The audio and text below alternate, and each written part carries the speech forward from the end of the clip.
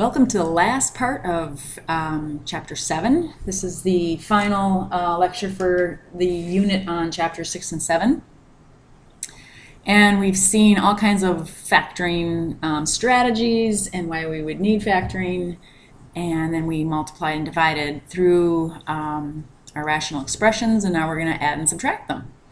Now, we know from, way back that multiplying fractions, where's my pen here? There's my pen. Multiplying fractions is fairly straightforward. I mean, if I have, 5/7 times a third, I just multiply straight across, right? And division, you flip and multiply, and it's the same thing. But what if I was going to put an addition between these? It all of a sudden becomes very difficult to add these, right? Because they have to have a common denominator. All right? So in order to add those, I have to find a common denominator. I have to turn each fraction into that common denominator, and then I can add them. All right? So when we get into expressions, it gets even more messy. So let's first of all talk about just adding fractions with common denominators. Okay? So let's just say I had 5/7 plus 1/7. Okay, here I do have a common denominator. So what I do is I carry it over, and I don't add or multiply or do anything with those. I just carry that number over, and I do the top addition. So I have 5 plus 1. And then if I can, I simplify, right? So we've got 6/7. So that's how it works when we do have a common denominator. So if they don't, like over here, we're trying to get to this point so we can get to that point. So for instance, this first one that I have up there has a common denominator of p. Okay?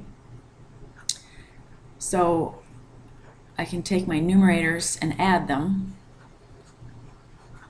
for 16 divided by p. Okay? Now this is, pretty straightforward here. We don't even need to really check most of these. These are fairly easy here. All right. All of a sudden, we've got expressions. All right? So this is why our factoring comes in handy. So if we have z squared over z plus 4 minus 16 over z plus 4. Look at the directions. It says perform the indicated operation, so that means do the subtraction, but this is the most important part right here, is to simplify if possible. Okay, so we do have a common denominator, so I'm just going to drag that across, z plus 4, and it tells me to take z squared minus 16. Well, okay. And if I was following this, I'd be done, because on this one I can't simplify, but on this one I can. Okay, now we're back to division. And in order to simplify, I'm going to turn this subtraction into multiplication. How do I do that? Factor, right? So what I'm going to do is I'm going to recognize that top as a difference of squares. The bottom is prime. Can't do anything with that. But this is a difference of squares. It's got a perfect square minus another perfect square. And remember, that was always 1 plus and 1 minus. Take the square root of this one in the front, and the square root of that one in the back. And now I simplify. Now I have products. So now I can simplify and cancel. So this is equal to z minus 4. Okay, so you've got to take that extra step of simplification whenever you can. Okay, even if you think it's not factorable, we have to check to see if it is factorable. Sometimes it is factorable and we don't get the chance to cancel, and that's okay too. We still have to check. Okay? So what do we have here? We have z minus 4. All right. All right, let's try another one. We've got trinomials underneath there, right? I have x squared minus 2x minus 8 plus, and then I have the same denominator. Pretty straightforward when it's the same. Okay, I take x plus 2. Now I'm going to remind myself that these are expressions that can't be reduced unless I can cancel the entire set of parentheses with an entire set of parentheses. So my top here is prime. This is not. This is a factorable trinomial. So I'm going to try to factor it anyway. Let's see what happens.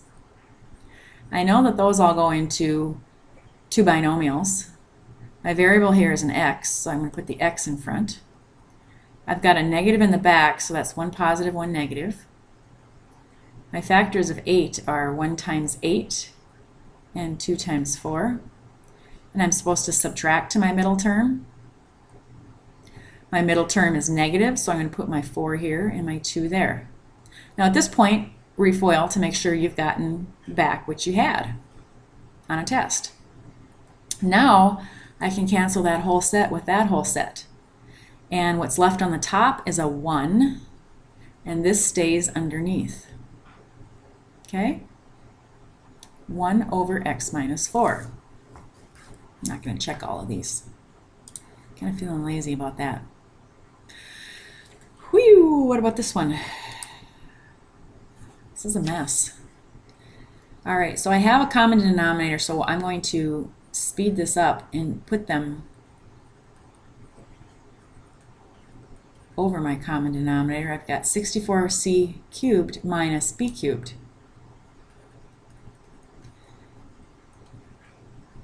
Okay, so these are expressions again. Don't go on the inside. All right, what do I do with these? Well, I'm going to look to see what I have. What do I have? Do I have something that can be broken apart with factorization? And I look at the top and I say, you know, that looks like a difference of cubes, because 64 is a perfect cube, and so are the 3's on the variables. And underneath, I think I've got a hard trinomial, the AC method trinomial, that I can break apart. Now that one even has that b in there that's going to mess it up, but that's okay. We're going to work with it. Okay, so we're going to have to do some dirty work down in here. So let's first of all take the difference of cubes.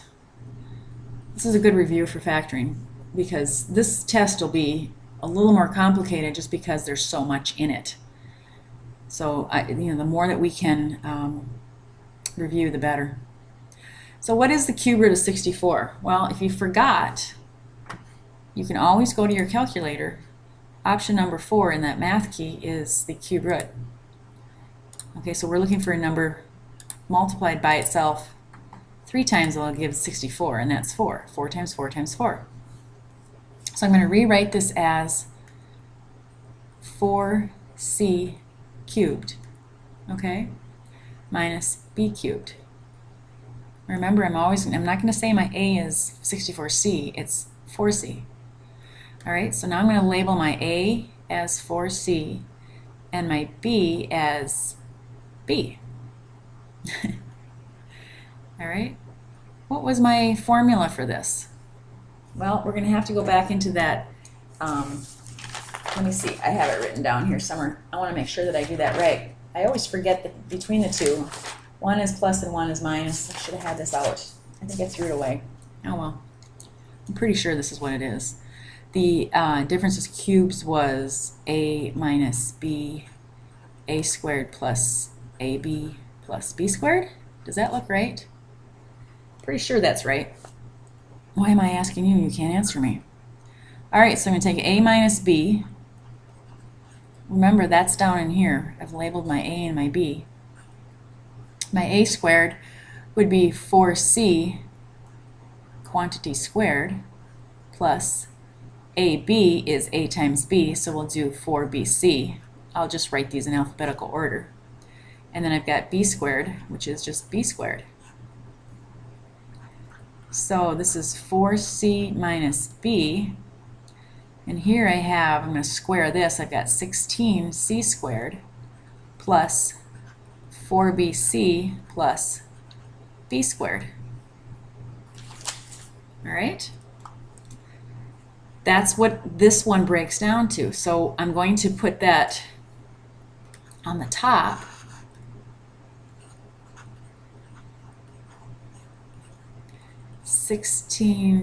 c squared plus 4bc plus b squared.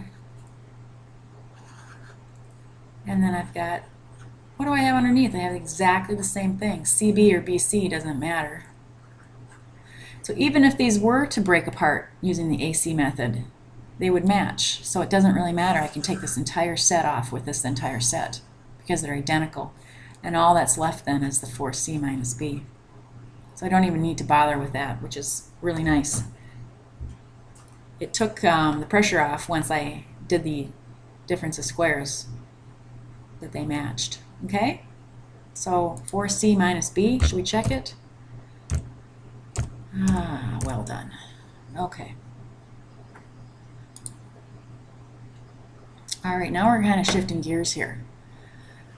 We are going to start looking at this kind of stuff up in here when the denominators are not the same. Now, what do I need to do in order? This was, remember, this was multiplication to begin with. So this is not the right answer here when I add them. Okay. So let's take a look at, if I just take 5/7 plus a third, what do I need to do first? Well, the first thing that I need to do is I need to find a common denominator, right? And what is that? That's the number, okay, so it's the lowest number that a 7 and a 3 both divide into evenly. And the word into is the key there. Remember when I was doing GCFs, I was saying what is the biggest number that divides into those numbers, right? Now I'm looking for the smallest number that they go into, not what goes into them. These two ideas here are extremely closely related. The GCFs and the LCDs are very closely related, but they're different.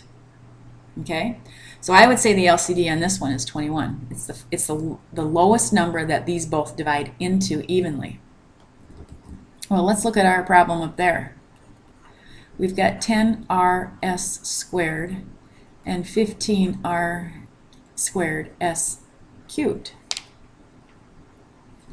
Okay, so if this was a GCF problem, I'd say, well, there's a common 5 because that's the biggest number that divides into those. But now I'm looking for what these divide into. Well, the lowest number that a 15 and a 10 go into is 30. Okay, here's one method. I'm going to show you one method on how to find that, and then when the numbers get really big, that method becomes very ineffective, and I'll show you a different method if we need it. Okay, the LCD is lowest common denominator, which is equivalent to the LCM, lowest common multiple. These are the same number. Okay, so I'm going to choose to look at it as a multiple rather than the denominator at this point.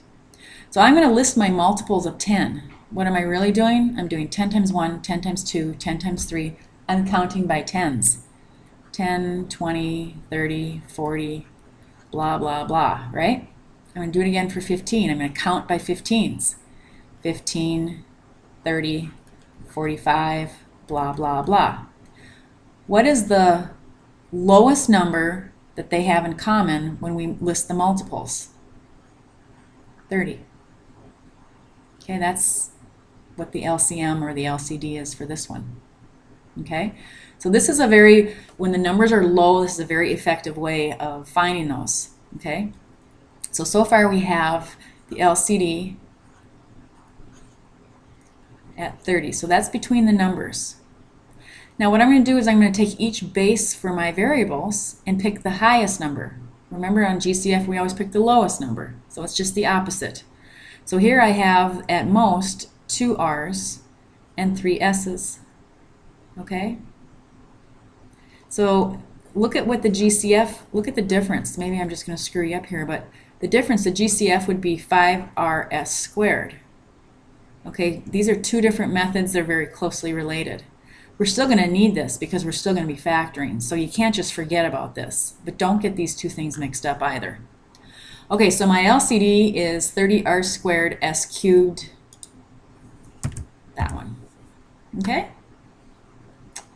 And I'll show you a different method if they get really nasty and large. Doesn't look like they will be, but you know, I can always throw that in for, and I will once we get to the expressions and you do the numbers the same way. Okay, let's try another one. We have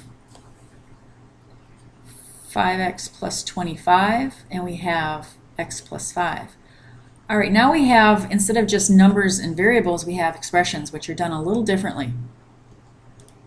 So the first thing that you're going to want to do always is factor these if you can. All right? You have to, because whenever we're finding the least common denominator or the lowest common multiple or whatever, however you want to word it, this is the most important part right here, is it's the smallest, okay? And I can't get to the smallest unless I factor these into their prime components. All right, so I look at this and I say, well, that's a GCF problem. Okay, that's why we can't forget this. I know there's a common 5 in there. And if I divide both of these by 5, I'll just squish that in there. These are gone, so I have x plus 5 left over. This is prime. So I've got x plus 5. So these are really the two pieces that I'm working with. Here's number 1 and here's number 2. So then the next thing you want to do is you want to list your factors. Okay, I see 5s and I see x plus 5s. Right? Here's one factorization and here's another factorization. Within those, my factors are anything that's the pieces that are multiplied. So now to find out my LCD, I'm going to have to go back through and say how many times does this appear the most in either one of the factorizations. Well, it appears once here and 0 there, so I have to choose once. See how it's kind of the opposite of the GCF? How many times does this appear the most in either one of the factorizations? It appears once here and once there, so I choose once. I don't add them for 2, I don't multiply or anything like that, I just say how many times does it appear the most? Once. So there's my LCD. Okay? 5 times 5 times x plus 5.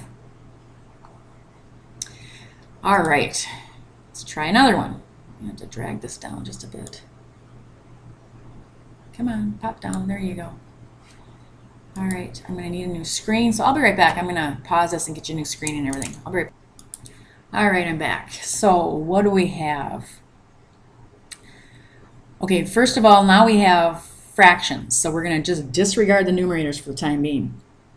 I don't even want you to think about the 5 and the y. We're trying to find the least common denominator. That's all we care about are those bottom pieces. So we have y squared minus 4, and we have y squared minus 4y plus 4. Good. Now both of these can be factored. This is the difference of squares. Correct? Take the 1 plus 1 minus, take the square root of the front one in the front, and the square root of the back one in the back. Okay? This one is a trinomial. Y is my variable. My signs will be the same. They're both negative. My factors of 4, 1 times 4, 2 times 2. They have to add to the middle term. That one. 2 and 2, right? And this is 2 of them. So now I'm going to list my factors. The different things that I see. Here's one factorization right here. And here's another. Within those 2 factorizations, I see y plus 2's and I see y minus 2's. So now I'm going to go back through and say, how many times does this appear the most? Once, 0, I pick once. How many times does that appear the most? Once. Twice, I have to pick twice.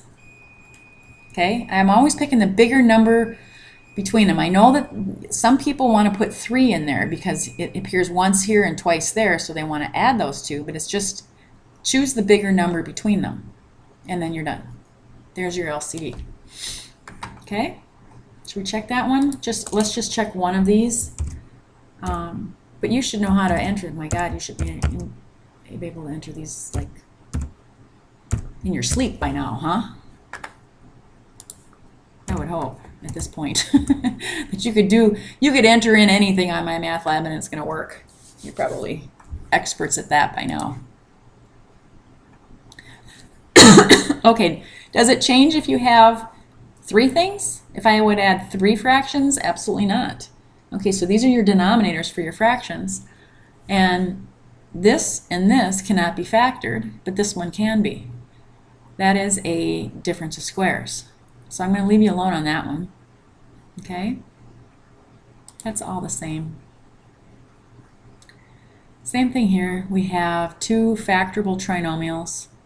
You're going to factor, you're going to pick out what's common, or you're going to pick out the most common factors between the 2, and then write it like that. So these aren't any different. Now these are.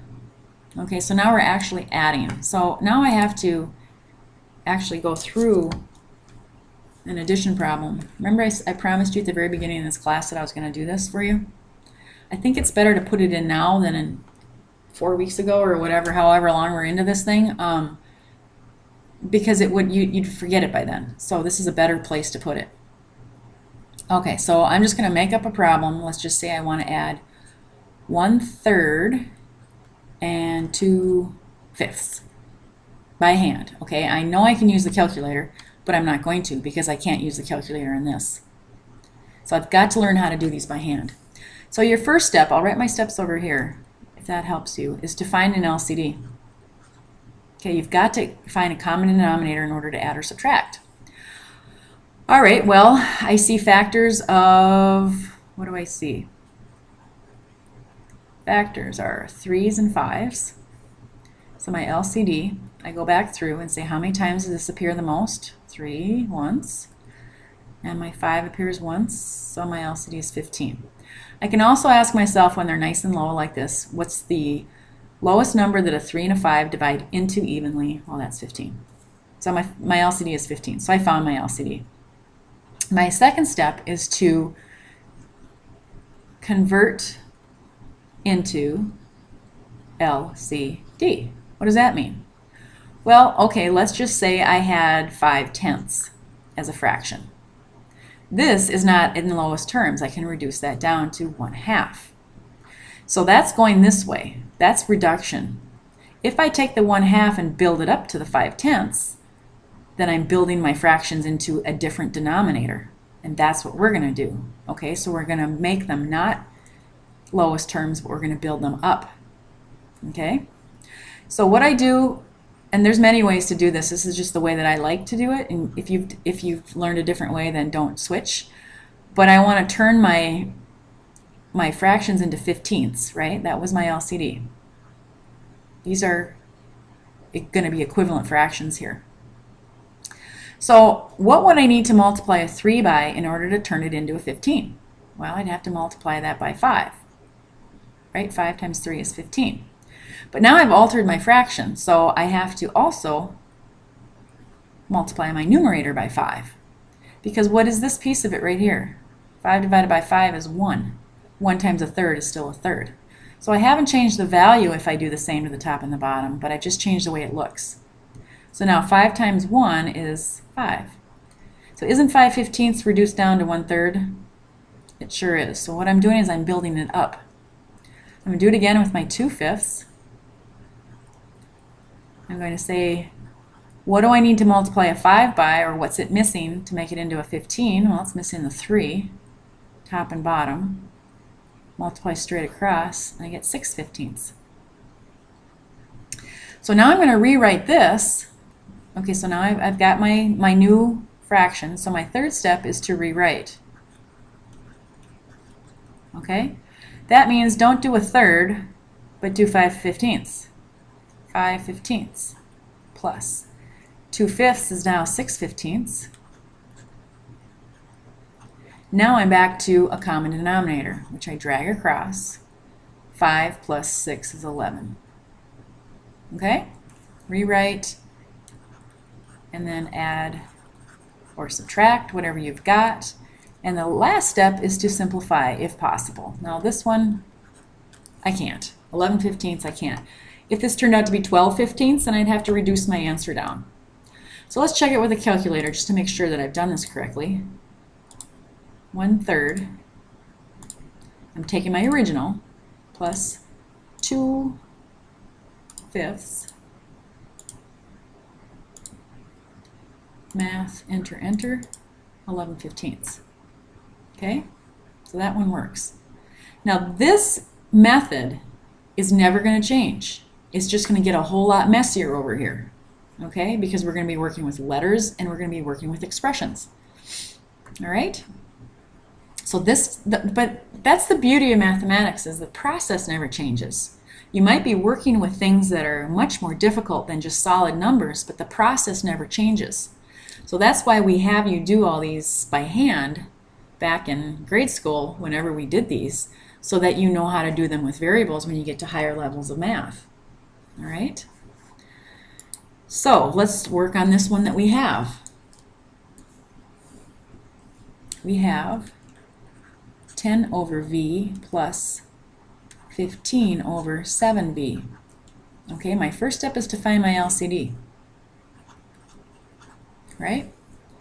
All right, so I'm going to list my factors. I'll go down here so I can kind of get out of my way. I see 7s and I see v's. All right, how many times does this appear the most? Well, it appears 0 times there and once there, so I have to pick 1. How many times does that appear the most? Once and once, so I have to pick once. So 7v is my LCD.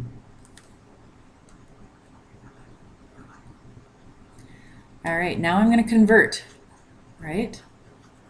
Now this one I don't have to do anything with because it is the LCD. I don't have to convert that in, but I do have to mess with this one. So I'm going to take 10 over v, and I want to turn it into 7v's. So this is missing the 7, correct? So I need to multiply this by 7 in order for this to work out. Remember, top and bottom, 7 divided by 7 is 1, so I'm just multiplying by 1. It's a special form of 1, but it is just 1. This becomes 70. Now if I was to reduce this down, this would become 10 over v. Okay? So that's my conversion. Now I want to add. All right, I'm going to rewrite. Oops, I skipped that step. Ouch. That's not my third step. My third step is to rewrite. I'm trying to follow the steps that I wrote before. So the 10 over v is 70 over 7v plus 15 over 7v.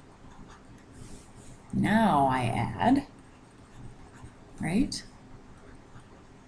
We have 85 over 7v. Remember, my common denominator goes down here, and then I'm taking 70 plus 15. Now I'm going to check to see if 85/7 can be reduced, but I'm really doubtful because 85 doesn't have a 7 in it, but well, we can always try, right? It never hurts to check, especially with bigger numbers on a calculator during a test. Why not? Just verify, yep, it doesn't reduce down, so we're finished. Okay, so the final step here would be to simplify, but we can't. Now that's not going to stay like that for very long. Of course, we're going to have ones that definitely reduce down. Okay? So, how many of these do we have?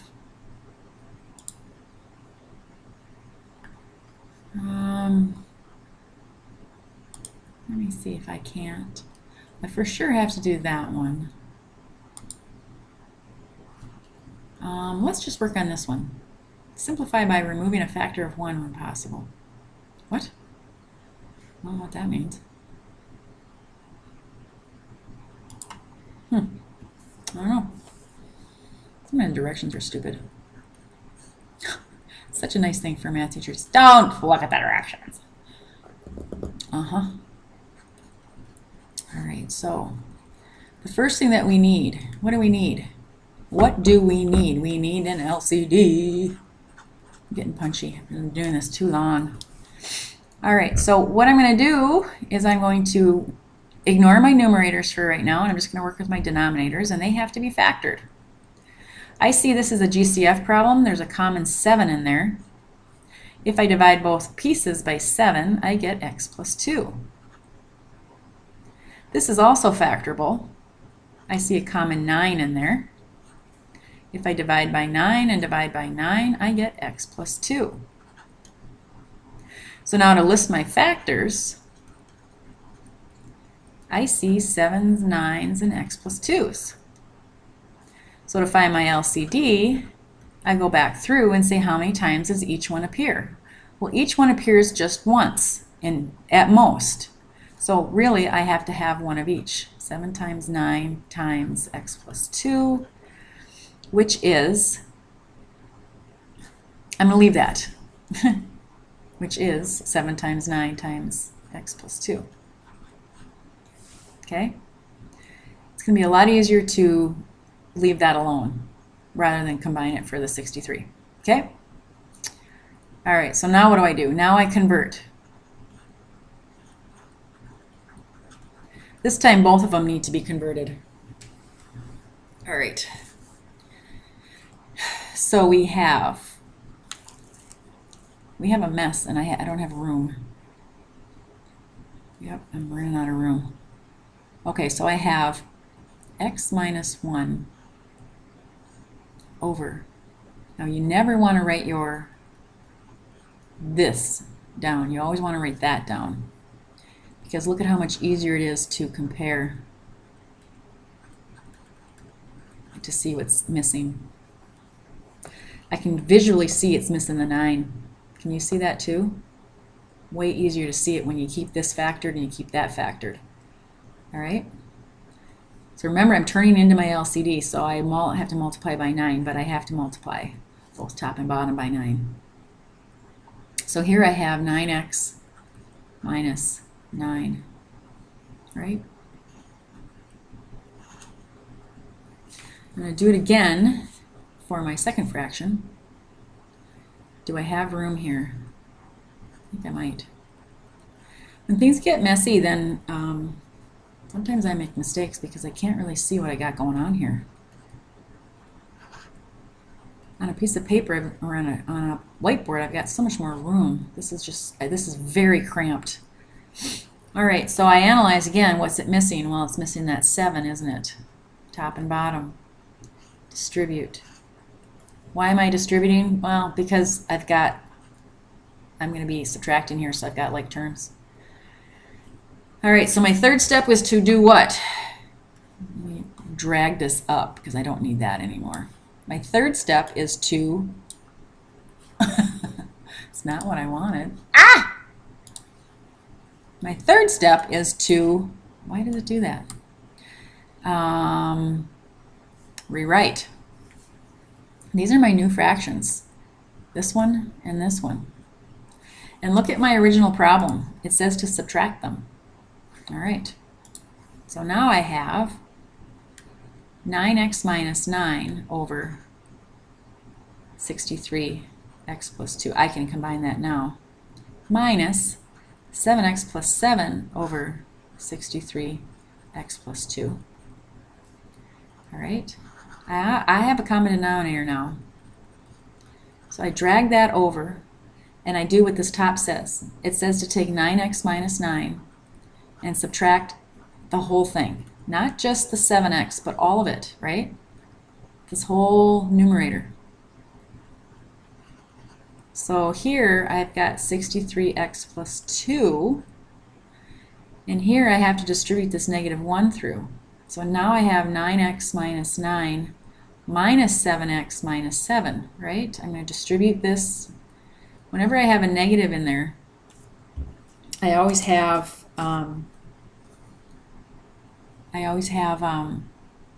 opposite signs on the inside, then they change the signs. Now I can combine like terms, can't I? What do I have here? I have 9x's minus 7x's for 2x's. And I have minus 9 minus 7 for minus 16. Right?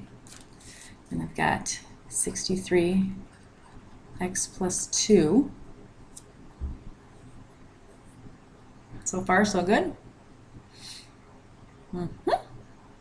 Now what do I have? I have factorable something. I don't know what I have here. I have a 2 that's in common, so I'm going to just try to pull it out and see what happens. All right, so I do have a common 2 there. Let me, hang on 1 second. I do have a common 2 up here, but it's not going to do me any good. That's the problem. Because if I take a 2 out, then I've got this left over, which really doesn't help me. Because number 1, these don't match, and 2/63 does not reduce down. So really, this is your final answer here. Okay? So you do have to check, because this is factorable. There's a 2 that's in common there, but it just didn't get us anywhere. So then we can go back to this. I don't know if it's going to like this method. I took the time to check it, and it was right. So not sure if it wants that 2 factored out or not. But anyway, it said it was right. So while I was on my break, I checked it real quick. All right, let's see what else. Oh, okay, so don't let me forget that one. We for sure have to get to that one. So this one's really quite simple. So maybe, well, maybe we'll do number 12 now before I forget.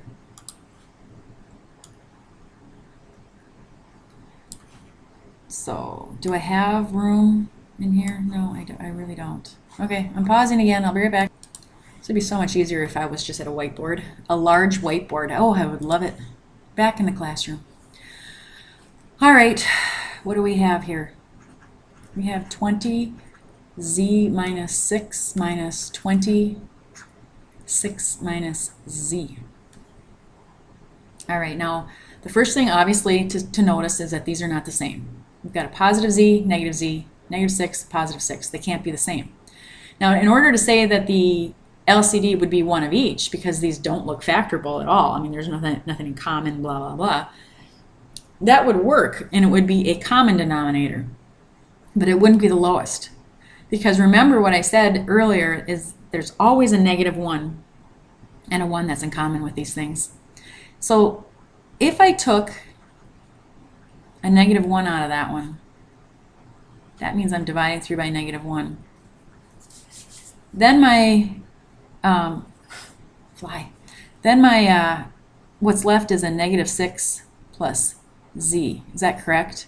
Negative 6 divided by negative 1 is negative 6, and negative z divided by negative 1 is positive z. And if I was to redistribute, this gives me the positive 6 and then negative z.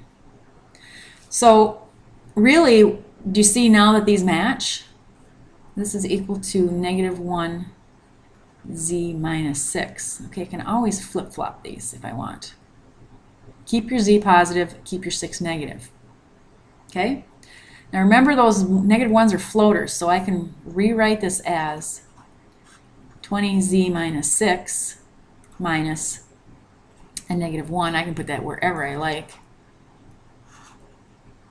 Z minus 6. Okay? I can put it out front, up top, down below, whatever. So we're going to make this as simple as possible. Negative times a negative, positive. So really I have two of the same things here. So really I have 40 over z minus 6. Okay, these are common denominators. Okay, so that's how that one's done. All right. Let me just look in here and see what else, because I don't want to do all of these. I think I should do one of these triples here. Those are binomials they're going to be. So why don't we do one triple and then one binomial or trinomial that turns into two binomials. That's what I was trying to say. So which triple would you like? Let's try this one. So we'll do two more problems and I'll be done yip yapping. All right, so we have 2x over x plus 2 plus 5 over x minus 2 minus 16 over x squared minus 4. Okay, so the first thing that we're going to need to do, obviously, is find an LCD. So I'm going to rewrite, just take the time to rewrite this. Now these two pieces here are unfactorable, but that last one is a difference of squares. So I'm just going to write x plus 2, x minus 2. Okay, so I'm going to take the time to rewrite in factored form. Now I can go through and list my factors much easier. I see x plus 2's and x minus 2's. My LCD, it appears, x plus 2 appears once, 0, and once, so I pick 1. My x minus 2's appears 0, once, once, so I pick once. So there's my LCD.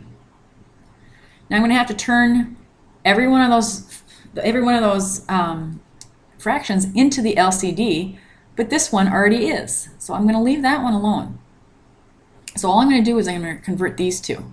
Okay, so I'm going to do that down here. So I have 2x, x plus 2, and I'm turning that into my new LCD of x plus 2, x minus 2. So I look to see what it's missing. Well, it's missing this piece.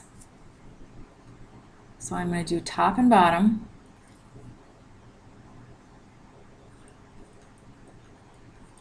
Okay, because this is 1. And then I'm going to redistribute. So I've got 2x squared minus 4x, right? Now I'm going to do it again for that one. So now I have 5 over x plus, x minus 2. I want to turn that into my x plus 2, x minus 2. What is this one missing to make it look like that? Well, it's missing the x plus 2 piece. Top and bottom. Right? Let's redistribute. 5x plus 10. So these are my new fractions. So now I'm going to rewrite all three of these. Well, not that one, but with my new fractions. So now I have 2x squared minus 4x over x plus 2x minus 2. That's this one, right? That's that one. Plus, this one rewritten as that. So I'm going to do 5x plus 10 over my new LCD. Then I've got this one. It's just kind of sitting there. It didn't need to be changed. Whew. Now I have a common denominator.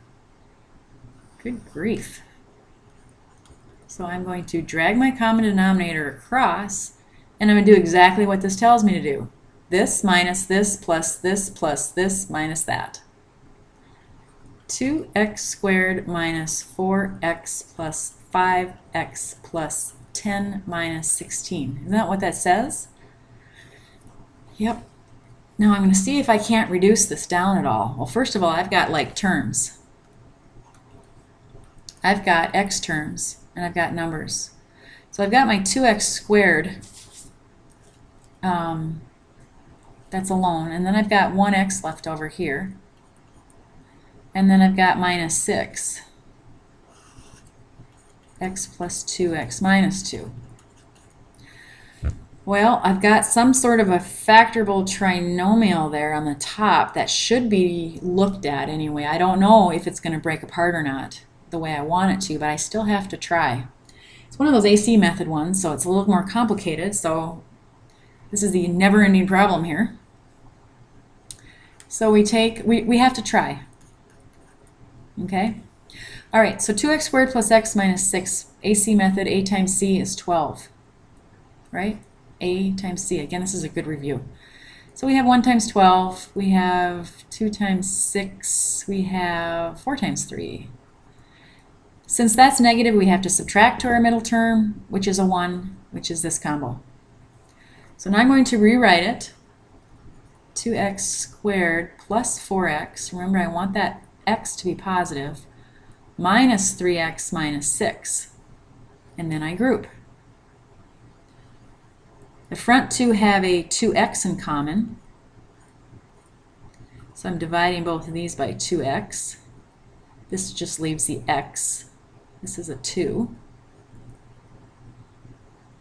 These two have a negative 3 in common. Remember, I want to make sure that these back pieces match, so I want to make sure that I pull out that negative to make that front piece positive.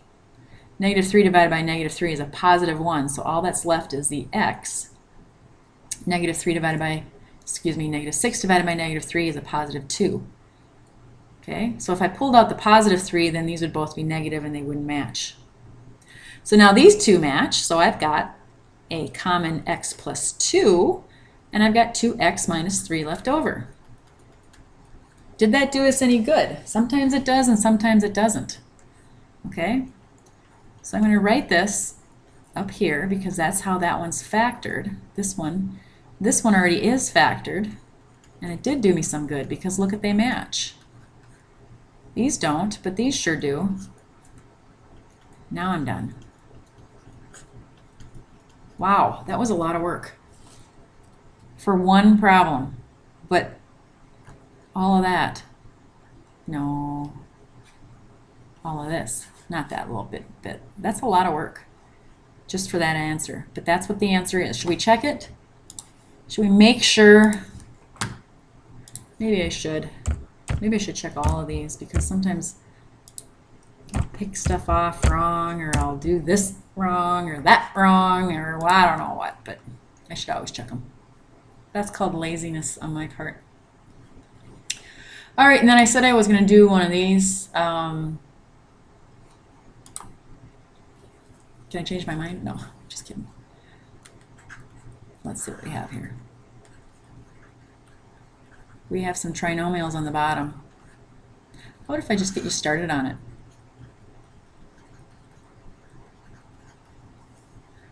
So this bottom piece needs to be factored, and that's just an easy trinomial, and so is this one.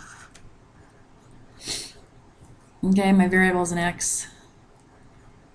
My signs will be the same. They're both positive. Two numbers that multiply to 36 and add to 12 are 6 and 6. My variable is an x. There'll be different signs. Two numbers that multiply to 24 but subtract to 2 is 6 and 4. I want my positive 2, so 6 and 4. All right. Now can you see what your LCD is going to be? I can. So my factors are, I see x plus 6's and I see x minus 4's. So my LCD, how many times does this appear the most? Actually twice. And I'm going to write it out twice, just so it's easier to see. Okay? How many times does this appear the most? Once. So there's my LCD. So now I can turn both of these into the LCD. This one's missing the x minus 4, and this one's missing 1x plus 6. Okay, and then you can continue on from there. Then there's nothing different than what we've been doing. So 48 minutes later, I'm done with section 7.2. And we're done with this whole unit, chapter 6 and 7. It's a long one, but they're very compatible and they're very useful for both, you know, I mean, all that factoring, boy, we sure need it. It was very important for this chapter, chapter 7, and future chapters as well. So make sure that you get your stuff done before midnight on the due date. Review your review problems. You know, go back through, make sure you understand how to do all of these problems. And good luck on your test. And I will see you for chapter 9. 9 will be all about radicals. So kind of shifting gears there. All right, take care. Have a good one.